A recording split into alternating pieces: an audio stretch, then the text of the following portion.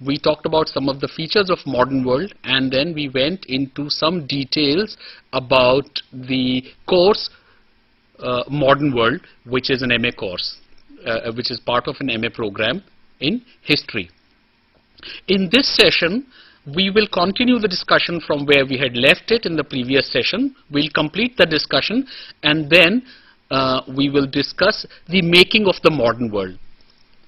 You see, after you've got a sense of what the modern world is all about, after you've got a sense of the theories of modern world, after you've got a sense of the themes of modern world, after you are in a position to identify the modern world, the next important crucial question is, what is the process in which this world is getting made?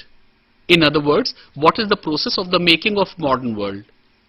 That is what, that is the theme to which this session is going to be devoted to. But before we take up the making of modern world, let me complete the discussion that was going on in the previous session. I was telling you that the first block of the course was is called Theories of the Modern World, which talks to you about the ways in which something called a modern world had begun to be theorized, articulated, conceptualized, also anticipated. The second block, Modern World Essential Features, describes to you the modern world in terms of three of its main attributes: a new type of system, state system, a new type of economy, and a new type of social structure.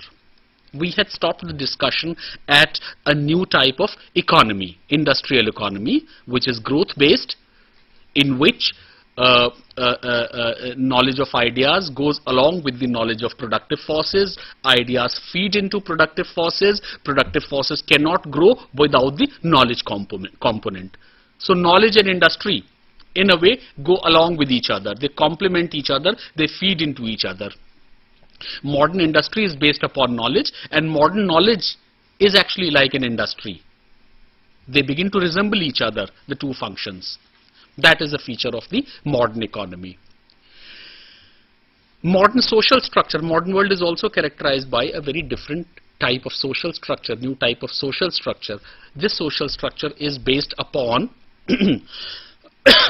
I'm sorry. This type of social structure is based upon secularization, decline of religious ecclesiastical authority, atomization, erosion of the communitarian structure, community life, and their transformation into individuals. That is called atomization and individualization. Urbanization, creation of a transfer of population from rural areas to urban areas, creation of new urban centers, and creation of large urban centers. All of these put together constitute the idea of urbanization. And much more. So secularization, urbanization, atomization, creation of a mass society, all these are features of a new type of social structure that also is a part of modern world, that also began developing from the 17th, 18th century onwards. So this block 2 talks to you about these essential features of modern world. The underlying idea, the underlying theme is that the three things which are being talked about, a new type of state system, a new type of economy, a new type of social structure, these are not independent of each other. These are not to be seen in isolation with each other. They are all interconnected. It is this interconnectedness of the three which is an important feature of the modern world. Why do we have a new type of state structure? Because we have a new type of economy. And this new type of economic life, this new type of economy cannot be governed and organized by previous types of state systems. You need a modern state system, which is representative, which is interventionist, which is intrusive, which is nationalist, which is national. Why do we have a new type of social structure?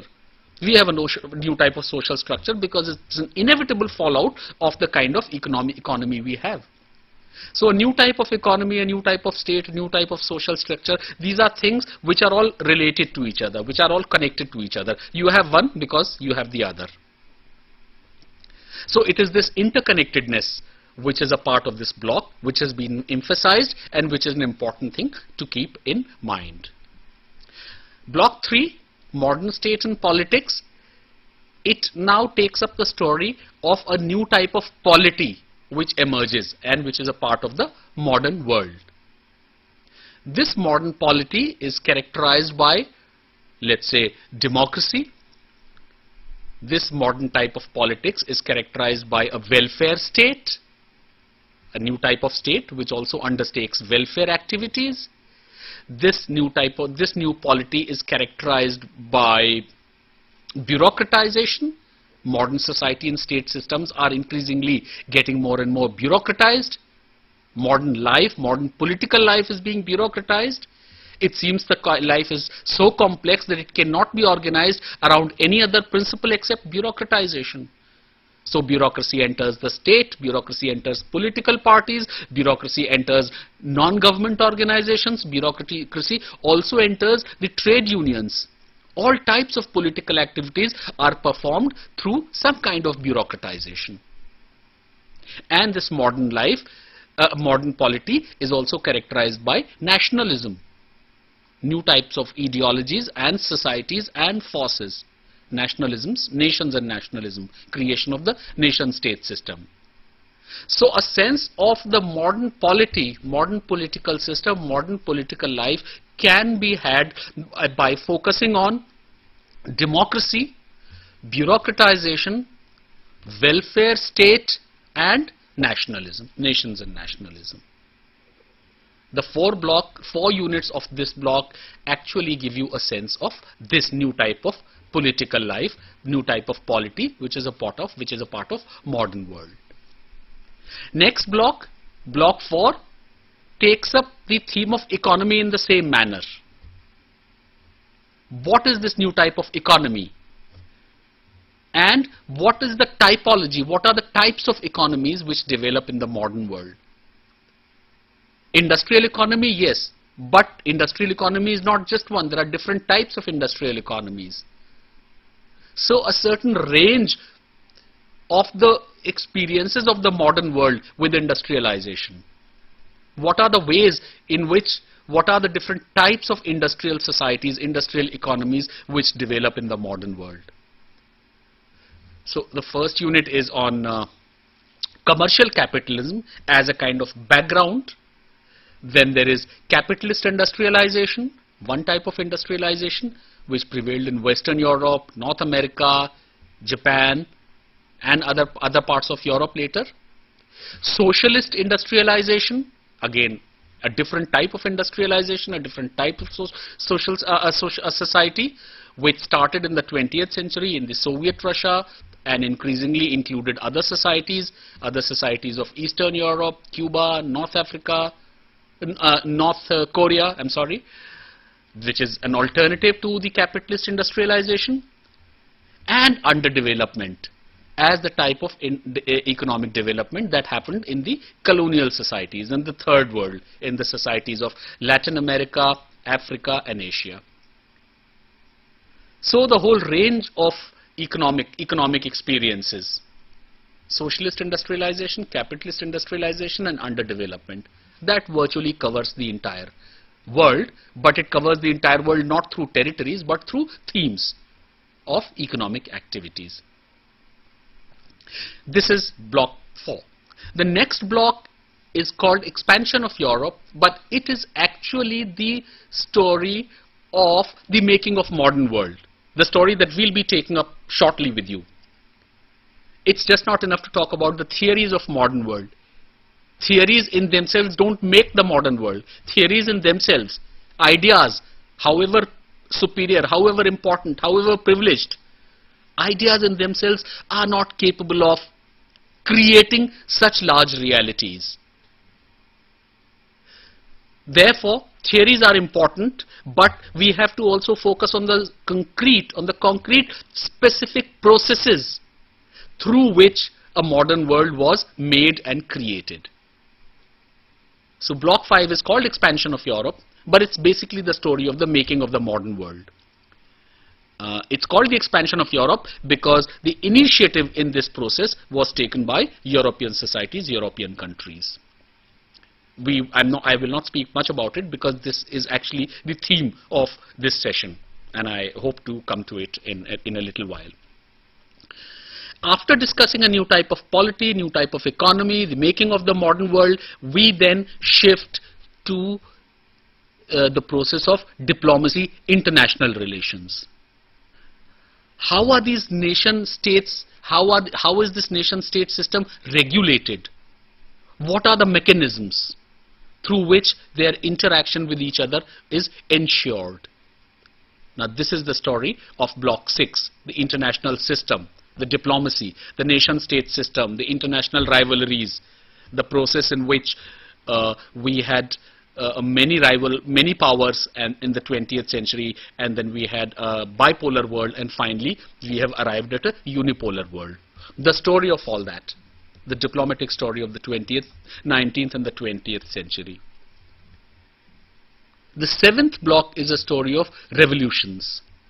In this block, we look at revolutions entirely in a new way. Revolutions have generally seen as dramatic political events aiming at an overthrow of power, overthrow of the state and replacement of one type of state by another type of state. A typical example would be the French Revolution and the Russian Revolution, also the Chinese Revolution, also the Indian Revolution, which is called the Indian National Movement. It was revolutionary. But this is one type of revolution, dramatic grand political events leading to a capture of state power, overthrow of removal from state power of one type of people and their replacement by a different people. There is also another type of revolution. Now this revolution is not so visible, but it's much more pervasive. It's a continuous revolution. It's not just a political revolution, it's a continuous revolution. It goes on, it's much more pervasive, it's irreversible, and its influences, its effects begin to manifest just a little later. I'm talking about technological revolutions. Revolutions in the field of technology, in the field of communication, in the field of medical sciences, in so many other fields, which are constantly happening, in which a discovery made in one part of the world begins to show its result in another part of the world. Innovations made in one part of the world are not just confined to that part of the world.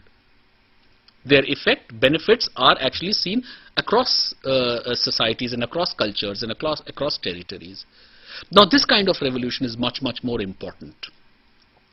Therefore in this block the first two units talk about the first kind of revolution, the dramatic political grand events, and we have picked up French and the Russian as two specimens.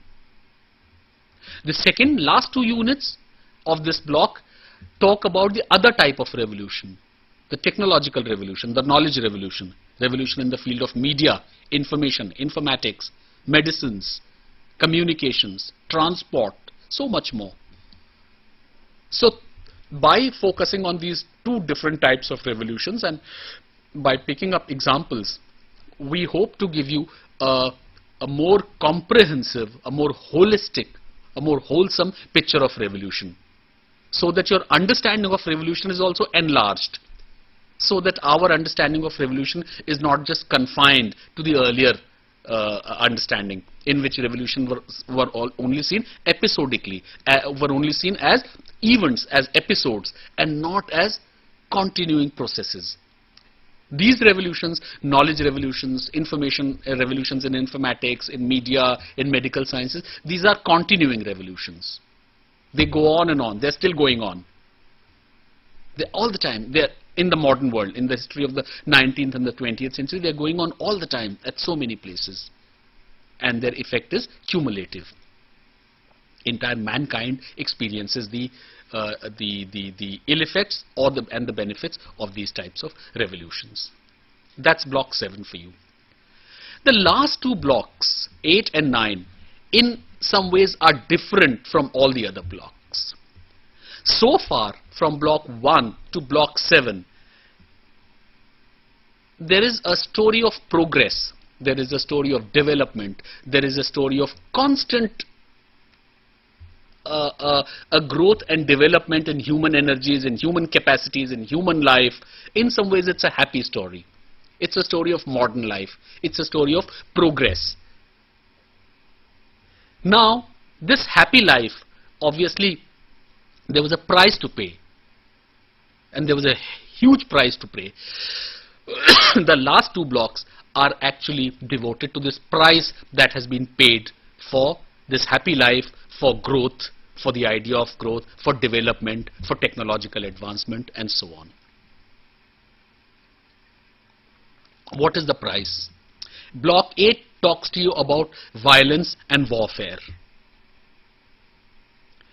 It may superficially seem that because of international monitoring, because of diffusion of power, because of diffusion of technology and so on, it may superficially seem that modern societies are less violent than the pre-modern systems, pre-modern societies, that modern world is less violent, that regenerative capacities of mankind and their cumulative effect have ensured that the world is saved from the disasters of violence. And because of man's mastery over nature, attempted mastery over nature, the natural disasters have also become less frequent. That's not true at all. It may seem superficially true. It would amaze you to know that the maximum number of killings and brutalities have been done in the 20th century than ever before. 20th century, which is the century of triumph of human spirit, which is the century of development, which is the century of progress, which is the century of innovations, scientific achievements, man traveling in the air, man going to space, everything. This, incidentally, is the century in which maximum human lives have gone, artificially. World War I, in which 9 million people died. World War II, in which 15 million people died, 35 million people were affected, maimed, genocides, bombings. That makes it the most brutal and bloody century of the entire human existence. It's important for you to take sense of that, to take cognizance of that. The most regenerative century, the century in which the creative powers of mankind have been unleashed in a very unbound, unlimited sort of way. Sky is the limit. In the same century, the destructive, the degenerative, the negative powers of mankind have also been unleashed in a very, very unlimited manner. So this kind of contrast is very important. For the first time, block 8 gives you a sense of that. It is for the first time that actually a total destruction of man's life becomes a possibility. It's not just a nightmare, it's actually a possibility, because we've developed so much. So we have developed, mankind has developed the instruments of its own destruction. The destruction of human race is actually a possibility. We are never very far from it.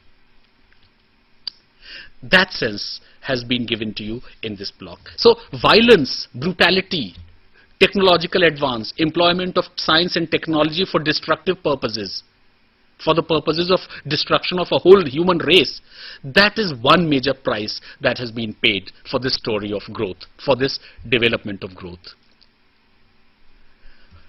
That's block 8.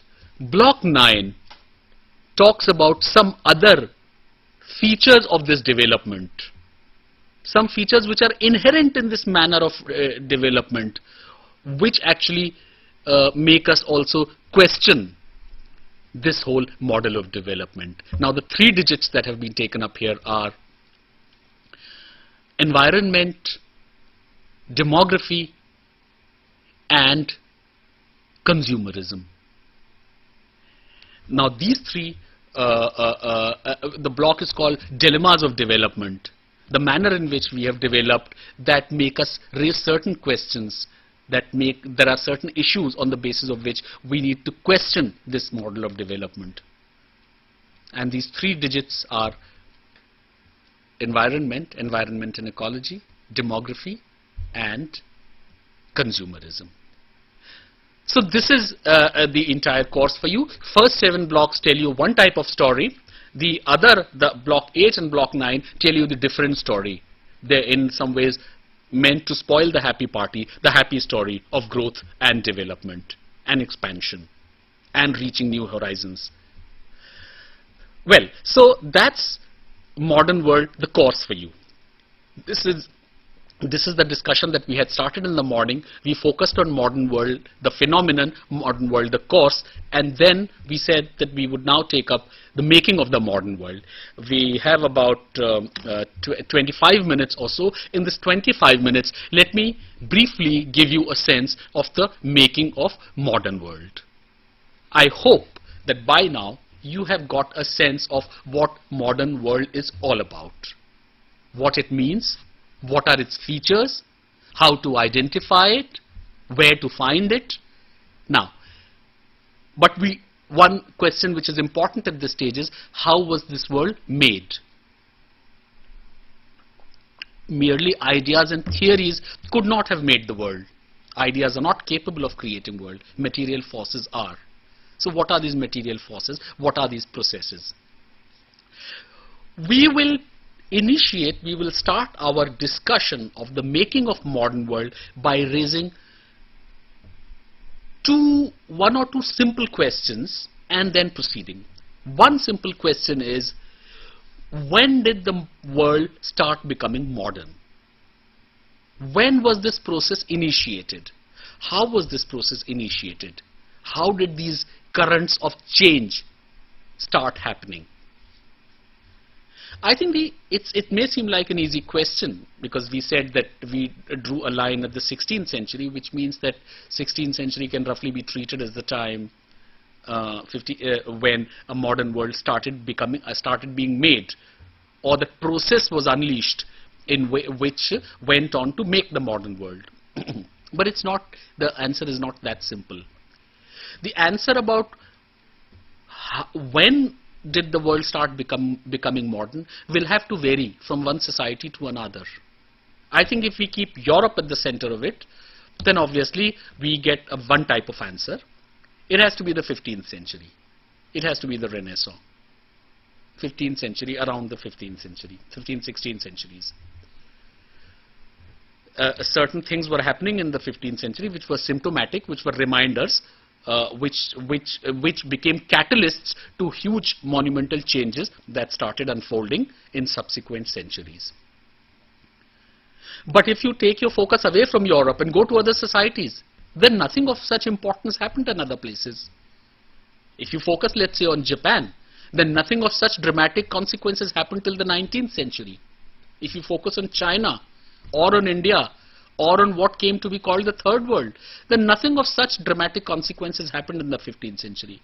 Then the story will have to be shifted to the 18th and the 19th centuries, when the isolation of these societies began to be broken, when these societies began to be integrated to the world, when these societies began to be dominated by the conquering European countries and societies.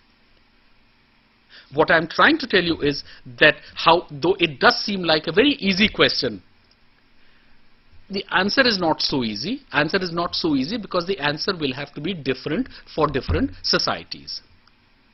However, we will, for the purposes of convenience, take the 15th, 16th centuries as the starting point of this process. So what I am now going to do is that we are saying that this process of the making of the modern world began to be unleashed around the 15th and the 16th centuries. Now, what happened in this period, and how did whatever happened lead to such monumental changes so as to change the entire world irreversibly and dramatically? That is the story that I am going to talk about. I think the making of the modern world, the story, I just want to tell you a story now over the next 20 minutes, 18-20 minutes. Just listen to it like a story.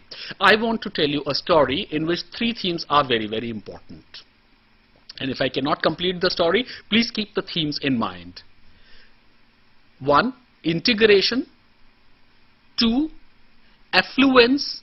And 3. Domination. Modern world became modern world because of these three things. Because of a particular type of integration, because of affluence, unprecedented affluence, wealth generation, and thirdly, because of a particular unique type of domination profile of this world. I will try and briefly take up these three things for you, and I hope to be able to complete it, but if I cannot, then I will have to stop midway. What do we mean by integration? What we mean is that from 16th century a certain process started, a process of trade, a process of conquest, a process of settlement, in which different parts of the world increasingly got integrated with each other, and the isolation of these pockets was broken down, was eroded. Now, how did this happen? Let us say arbitrarily we can pick up one event and treat it as a huge catalyst for major changes that would take place later. This event may be, and this year may be 1492, and the event is the discovery of America by a Portuguese sailor, Christopher Columbus. Now this is something all of you have heard about. Columbus was a Portuguese sailor. For a certain political developments, he wanted a new route to India, and he felt that going eastward there were political troubles, and he knew that the world is round, that the earth is round. This had become a part of the knowledge, and so he felt that if he went westwards, then he could find an alternative route to India. So he traveled westwards and he came to a society. He thought this was India. In reality, as you know, it was not India, it was Americas, the two continents, as a result of which he is considered to have discovered a new continent. And it is for this reason that the people of that continent began to be called Americans, Indians, Red Indians. They were called Red Indians because Columbus thought he had discovered India, and they were Indians. Now it became clear that this was not India, this was a new continent. Now this single event unleashed a whole range of monumental changes. How? Once the route to America was discovered from this shore of the Atlantic Sea, then the Atlantic societies, Atlantic Europe, by that I mean the countries of England, France, Portugal and Spain, they discovered a new route to America. They therefore started traveling towards Americas, which is also called Latin America, which is called, you can call it South America, Latin America, Americas, the lower part, the southern part of the American continent, or whatever, we are calling it the Americas. Now they started landing in the Americas. They started landing in Americas, some because of for trade, some in search of minerals and resources like gold and silver, and some to spread Christianity. So the reasons may have been different, but they started settling there. Now, and in Mexico and other places, these areas began to be, huge silver mines were there, so these areas began to be explored by these Europeans, by these Atlantic Europeans, with the help of local labor there. Now, the conditions were very harsh. Working conditions were difficult. In any case, these were unfamiliar terrains, these were unfamiliar jobs, new types of diseases developed, chicken pox, influenza, as a result of which lots and lots of people began to die, either as a result of harsh working in the mine, harsh working conditions, or as a result of diseases. Now, the story of deaths, we do not have exact figures, but one figure is that from the mid 16th century till the end of 16th century, the population of Mexico was reduced to 1/3. 2/3 of people of Mexico died as a result of diseases and harsh working conditions. Another estimate is that population was reduced from something like 25 millions to 0.5 million. Huge number of people died in these explorations, which created a shortage of labor. Now, where is the labor to be procured? Labor for working in the mines. Now, this labor was going to be procured from African continent. So, slaves from Africa began to be exported to the Americas, to the American continent. All this is happening under the supervision and leadership of the Atlantic European societies, the Dutch, the Spaniards, the Portuguese, and a little later the English and the French. Now you can see that certain integration has already started happening. Now these slaves from Africa begin to be exported to Americas, to the continent, to work in their silver minings. There is an estimate that something like 10 to 13 million African slaves were thus taken from Africa to America to work in the mines. And they were all employed in the silver mines. Lots and lots of this silver, this begins to then come to Europe. So there's a tripartite kind of an arrangement. Europeans going to Latin America to work in the mines, to own these mines. They also go to Africa, get hold of slaves from there, 13 million slaves. These slaves come to America, work in silver mines, get hold of silver. This silver comes to Europe. Something like 51,000 metric tons of silver comes from Americas, from Latin America to these European societies. It is estimated that at that point, till the 18th century, this was 81% of the total silver produced in the world. Now it increases immensely to the wealth of these European societies. Now what do they do with this wealth? They use this wealth in their trade with Asia. This wealth greatly facilitates their trade with Asia. So they begin to buy Asian textiles, silk, spices, indigo, and so much else, for which there is great demand in the European market. So you can see that there are 4 big continents that are being integrated in a single process of trade and conquest and settlement. 3 things are happening. Europeans are going to Americas to work to extract silver from the mines. Slaves from Africa are being procured to work in these mines. And the British these European powers are also creating a system of levy, a system of tribute in the Asian seas. Their trade with Asia is not of an equal nature. It's not the kind of trade between 2 equal partners. The Dutch begin to appropriate the Asian seas so that whoever is traveling there has to pay a certain tribute to the Dutch. The Portuguese follow later. And the British create the biggest tribute system in Asia by actually conquering territories and acquiring the right to tax those territories. I am referring obviously to British control over India by the East India Company. What happens in this control? In Bengal, they come and they get the right to extract revenue. Now this has tremendous implications. It's a very important thing.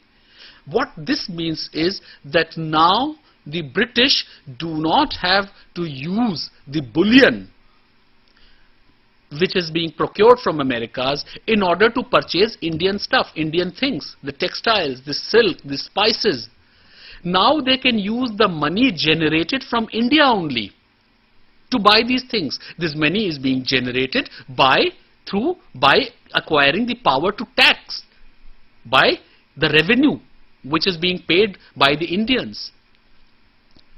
Now this means that there is a trade, there's an international trade going on in which everything, all the wealth from all the sides is flowing into Europe. The silver is coming from Americas, the slave labor from Africa, the Indian products, the silks and the spices and the textiles and the indigo, All that comes from Asia and other parts, India and other parts of Asia, and all of it goes into Europe. Europe does not have to pay anything very much for this. All this adds considerably and tremendously to the wealth of Europe. The control of India is, for this reason, very, very, very important. This is the time when ideas of mercantilism are prevalent in Europe. The ideas of mercantilism are that bullion, gold and silver, they constitute the wealth of a nation and we should protect it. And the Europeans are able to protect it. They are able to protect their bullion, they are able to protect their gold and silver by buying the Indian stuff, Indian foods, Indian things with the help of Indian money. This is the process of integration. Now the important thing about this integration is that it's not an equal integration. It's not an integration of an equal kind. It's an integration of a completely unequal kind. Latin America is the loser because it's losing its silver, its bullion. Africa is a loser because it's losing its slaves. Its slaves are being employed in a process elsewhere. Asia is also a loser because now Asian manufactured goods are being bought with the Asian money, which is being procured by the imperial powers.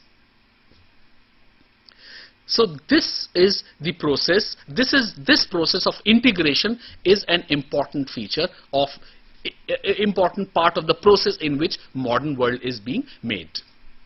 Let me quickly, now we've got about 5, 6, 7 minutes left. Let me focus on affluence and domination. What do we mean by affluence? By affluence we mean by that a new system of wealth generation comes into being from 18th century onwards. If I were to explain affluence to you in one word, I would say industrial revolution. It's a word all of you have heard about. Industrial revolution, which happens for the first time in England, and England already is prepared in a big way for an event of this kind, because England is already a beneficiary of the process of integration. European societies as a whole are beneficiaries. Western European societies as a whole are beneficiaries of this process of integration, which goes on from the 16th century till the 18th century. Now, along with this, add to this the industrial revolution that happens in England. What happens in the industrial revolution? If I could just focus on 4 things. Firstly, a new type of factory system in which land, labor, technology, all of which are put at one place. All factors of production are put at one place to maximize production. 2, discovery of steam. Now, discovery of steam obviously is a very important feature. Steam engine is actually a symbol, marker of the industrial revolution. It facilitates a whole range of new activities, new economic activities, which lead to mass production and which also cut the cost of production. So steam, which is employed in the mines, which is employed in the steamships, which is employed in the railways, in communications. So it's also a communication revolution. Factory system, steamship, mechanization of the textile industry, application of science and technology to all sectors of industry, all industries, but to begin with it happens in the textile industry, which gives England the superiority over the world, the mastery over the world. And fourthly, the revolutions in the shipping and railway transport, revolutions in transport.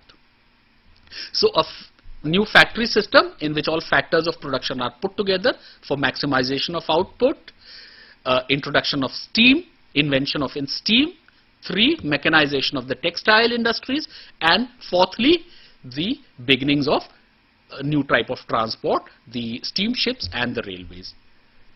Now these 4 things put together enormously increase the capacity of productive capacities of mankind.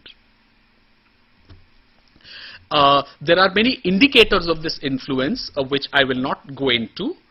I will also not go into the process of this affluence, what is the process in which this affluence happens, but it would suffice for you to keep in mind to focus on these 4 things. Steam, factory system, mechanization of textile industry, and transport and a revolution in the transport, shipping and railways. These four put together. There are many manifestations of this kind of affluence. Social manifestations, cultural manifestations. One social manifestation is urbanization, which I talked about. Now, urbanization basically means that a large part of population, because industrialism requires people to work in industries in the cities at one place, as a result of which large chunks of population begin to be transferred from the villages, from the rural areas to the urban areas. To give you just some statistics, in US in 1800, United States of America, only 6% of the people lived in cities. By 1975, this figure had gone up to 80%. 80% of the people were living in cities. In all parts of the world, in varying proportions, there was a transfer of population from the rural areas to the urban areas. Number of cities with a population of 1 million, that increased. In 1900, the number of cities with a population of 1 million, that is to say with a population of 10 lakhs, was 16 only. By 1985, this number had increased to 250. Size of the cities increased enormously. To give you a figure that might interest you, the population of Delhi in 1941 was 9 lakhs. Now figure out for yourself, at this moment, this population is about 1 crore and 20 lakhs. Figure out for yourself the extent of increase. So more and more population shifting from villages to cities, more and more cities coming into being, and large cities coming into being. Likewise, the population of the world also increases. To just give you one figure, we are running short of time. The population of the world was around 500 million, about 500 million around in mid-17th century. This population has now increased to 6 billion. That means a many-fold increase has taken place in the population. Some of it is obviously related to the decline in the mortality rate, and that is related to certain economic developments, that is related to the affluence that has come in the world. The only thing that needs to be kept in mind about this influence, we are running short of time, I might remind you, is that there is tremendous unevenness in this affluence. Nonetheless, on the whole, keep focusing on the globe, there has been a tremendous affluence. So today, we talked about a process of integration, gave you the story of integration. We talked about affluence. Now, as a result of the unevenness of affluence, a particular type of domination profile comes into being. The world comes to be dominated, it becomes vertical, it comes to be dominated by Europe and America, and that domination continues. The story of domination is very, very interesting. I'm afraid we do not have the time to go into it, but it suffices to say that we need to focus on three things: integration, affluence, and domination, to get a sense of the process in which modern world